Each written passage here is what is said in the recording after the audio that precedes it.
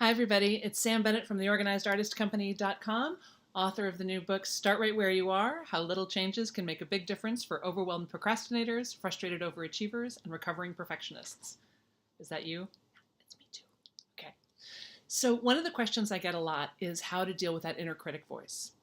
That one that tells you that you can't do it, that you don't know how, that you're not qualified, nobody's going to want that, nobody's going to pay you for that, it's stupid, whatever. Here's my quick, easy, fun way to deal with this that is completely surefire. You ready? Make some 5-minute art about it. Make some 5-minute art about it. The next time you feel stuck because that voice in your head is yelling at you, or you're feeling trapped by something maybe that happened in the past, some traumatic memory, go ahead and make some art about it. Draw a picture of what that feeling feels like. Or write a little poem, or a fairy tale, or a story, or maybe you make up a little song about it, or do a dance about it, or get out your Sculpey clay and make what's the shape of it? And here's why this works. 2 things. 1, feelings just want to be felt. Feelings just want to be felt.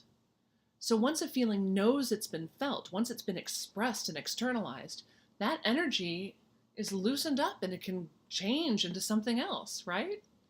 The other reason is because when the voices are inside your head, they feel really real, right?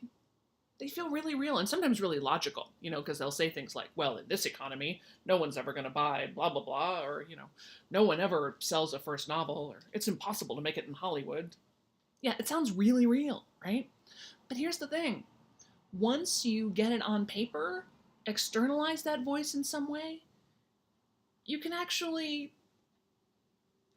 look at it seriously, like, oh, wait, well, it may be true that some people don't sell first novels, but some people do, some people must, right? Some people do make it in Hollywood.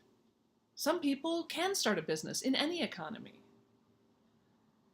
And once you've gotten that thing externalized, you can start to deal with it in a whole nother way.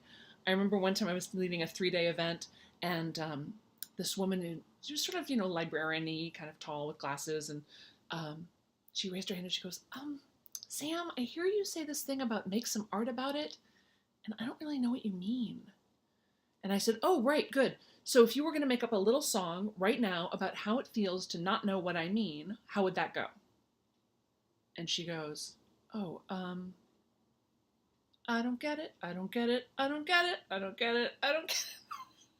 And then she goes, oh, I get it. And the whole room just fell out. She fell out, I fell out laughing. It was so funny and so charming and so great.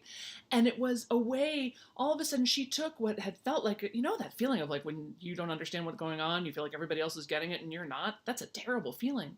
And all of a sudden she was able to transform it into something that we could all understand and participate in. I had another client, we were working on a financial issue, but it became clear that she had some really kind of deep emotional stuff going on. And so I said, well, make some art about it. And then, let's pause because we're not getting anywhere because you know how it is. You can't really think when you're that upset. So I'm like, make some art about it. And she drew this big black bird that took up an entire piece of paper. And she looked at it and she goes, I didn't realize how sad and angry I am about this. Not until she saw the image that she made did she understand her own feelings and understand that maybe she needed to take some more steps in working out some of those feelings before we could solve the problem of her financial situation. And if you're having that thought of like, oh no, Sam, I'm not creative, I'm not artistic, I can't draw, I can't sing, this is not about making good art, right? I didn't say make 5-minute good art. I just said make 5-minute art. And it can be really bad and you can throw it away right away and you never have to show it to anyone. And remember, there was a time when you were a child and you loved to draw and you loved to dance around and you loved to make up stories and you were great at it. So tap into that part of yourself, and the next time you're stuck, make some 5-minute art about it and see if that doesn't transform how you're feeling. Let me know how it goes, okay? This is Sam Bennett from theorganizedartistcompany.com. Bye.